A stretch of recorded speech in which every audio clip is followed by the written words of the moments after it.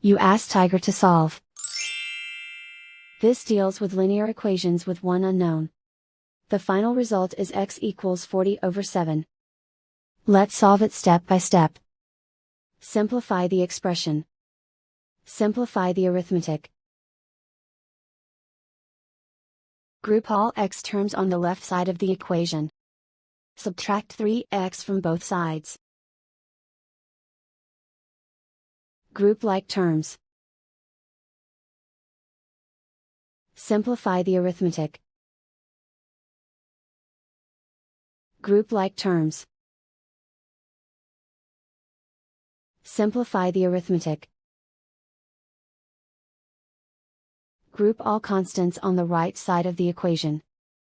Subtract 51 from both sides. Simplify the arithmetic.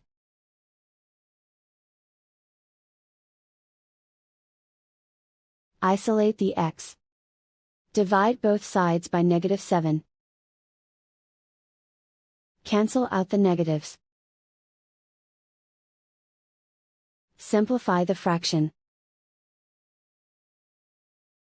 Cancel out the negatives.